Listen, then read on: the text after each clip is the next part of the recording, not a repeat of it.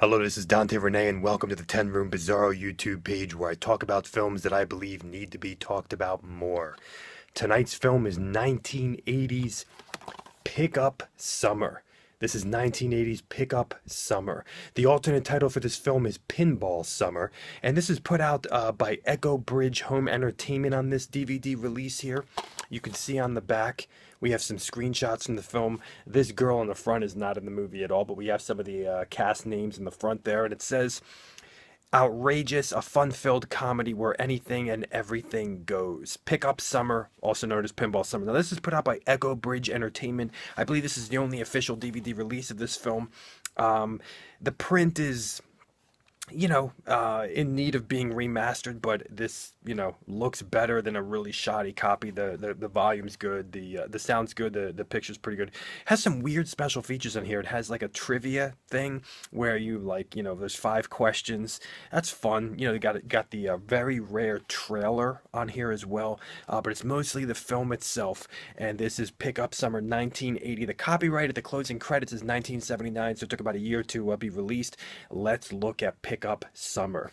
This is one of my favorites in the the teen sex comedy genre, and this was actually, I believe, a Canadian film. And that's really rare for a movie of this genre, a teen sex comedy, to be filmed in Canada.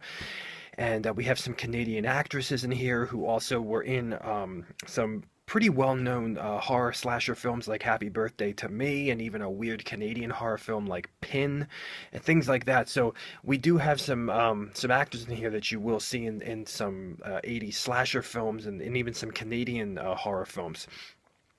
This is essentially, the end of school, the last day of school, and the beginning of summer. So we have the beginning of summer, last day of school. We have two sisters, one blonde, one brunette, and the two guys that they're hanging out with. There's also this biker gang in the mix. And there's also an awesome arcade nearby, and there's a pinball tournament happening for the pinball trophy. All of this is going down in the summer, and there's the place where they go to eat, the arcade, the two girls, the two guys, the biker gang hideout. Isn't that a beautiful thing, folks, when I'm giving you a synopsis and all I'm giving you is just locations or characters or situations? Isn't that just a beautiful thing? And that's essentially this genre of films that I believe is extremely underappreciated. As I've said before, the teen sex comedy, sexploitation genre is today, to me, the real lost genre, where the films are becoming lost. And it is also a genre that, unlike horror, nowadays, even the most obscure horror films are getting fans, whereas this genre is still forgotten and lost for the most part. But we can thank some TV like USA Up All Night in the early 90s on the channel USA, when it used to be cool, that would show a lot of films like these. So let's look at Pickup Summer here, and let's start first and foremost with the amazing soundtrack. That's the amazing soundtrack that was performed predominantly by these two guys, and you can actually pick up the pinball. It'll be called Pinball Summer Soundtrack. If you Google that, you'll find an official CD copy from the composers themselves, and they'll sign it if there's still copies available. It's been going. They released the CD of it I guess like 5 years ago, but the vinyl is very hard to find. I have the CD copy, and you can get it on iTunes remastered from the two composers as well. It's such an amazing soundtrack. It's about 8 songs, and you'll hear all the songs in throughout the film, and especially the title track, Pinball Summer, which is so interesting. If the original title was Pickup Summer, and the song is Pinball Summer, and there's even a pinball game in the film called Pinball Summer. So it's interesting that the title card is Pickup Summer, and also the posters, the official posters for the film. The music is just awesome. It is just, I mean, even if you didn't know the movie at all, if you were into kind of late 70s, early 80s, very kind of Beach Boy-ish sounding pop rock type of vibe with just it just sounds like summer, it sounds like the beach, it sounds like summer romance, and all the lyrics to the songs deal with the film and even a character in the film, Sally Joe, um, who has been in a good number of films as well, including a rare 80s horror film called Humongous, actually, as well as some other things. But the soundtrack is just, I mean, you have this awesome kind of beach sounding guitar, and it just sounds like, a summer night or the sun going down, and um, it's lazy, it's relaxed, it's fun, it's wild, it's rebellious, it's youthful, it's free. You'll hear the music as soon as you push play on the film, folks. The soundtrack is awesome. Plus you have some other tracks that aren't on the soundtrack, aren't done by the two main guys who did the soundtrack. You have like a disco version of a Beach Boys song, which is really interesting.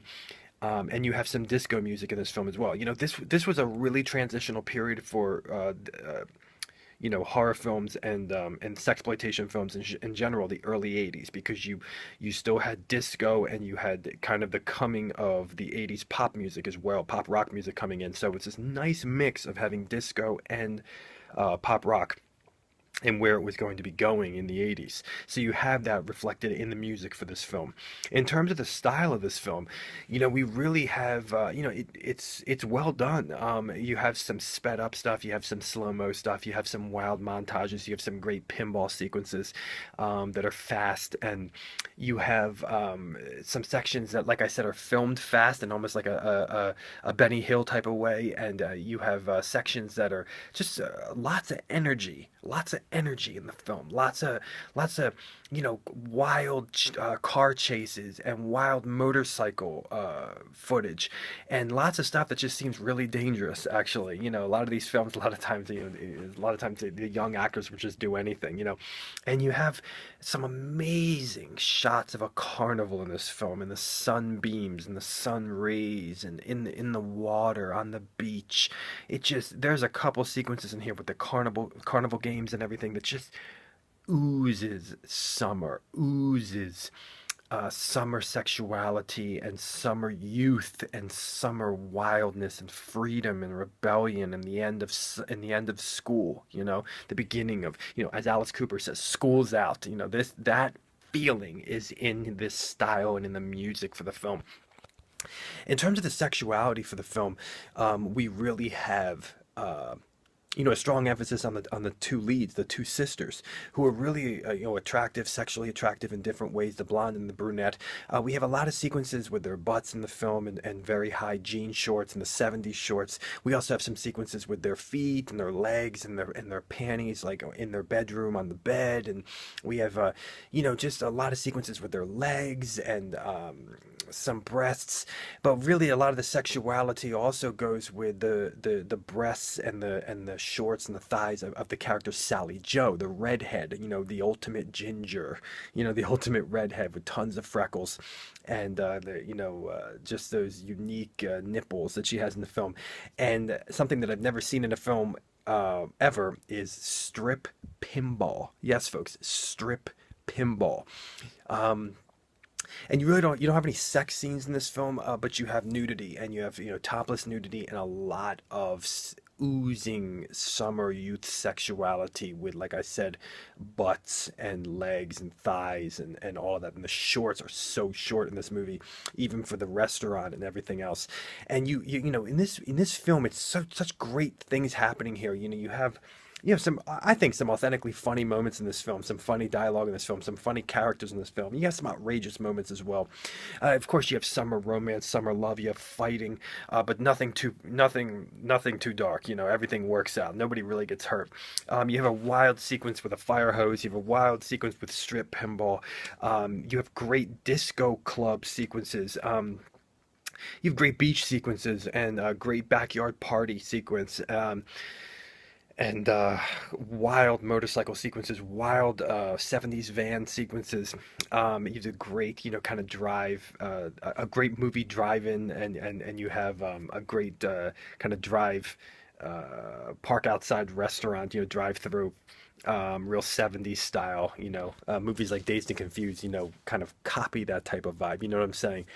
And You just have, some great parties, and you can almost have sometimes like a greaser vibe with the motorcycle gang, which I always found interesting. I talk about this, I think about this sometimes. Like, it was so interesting if the intended audience in 1980 was, teenagers or people in their early 20s, they might not have been really familiar with the greaser vibe in the 50s and things like that. So even having a disco version of a 50 song or 60 song is very interesting, in a way.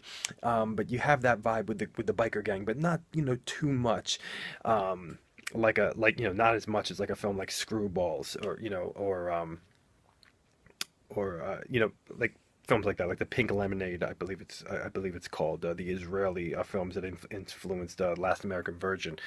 Um, but you really have just a really easygoing, laid back vibe here, and once again, fun and youth, down with parents, down with authority, down with teachers. But even there's some adults in this film that are really really cool.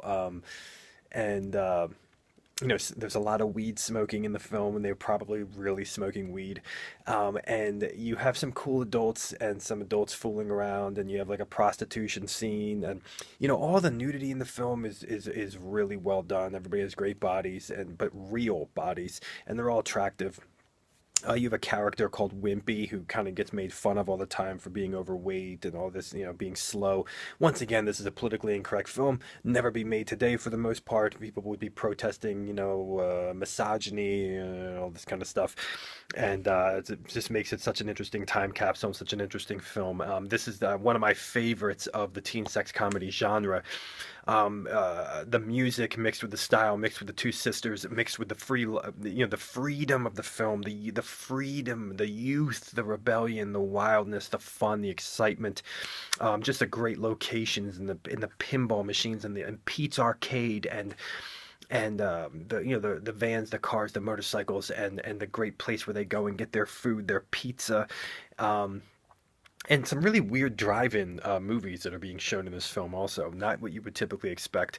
And you even have a kind of the coming 80s yuppie, preppy, rich yuppie in the film as well, which is really interesting. And a girl that is with him, and some pretty like sexually explicit double entendres with them in the film, and some really creative things happening at the drive-in. So there's a great amount of creativity in this film as well. If you've ever played the game where you mute something on television and then put your own dialogue in it and see how funny that is. This film really plays off of that as well in a particular scene at the drive-in. So really, really cool stuff.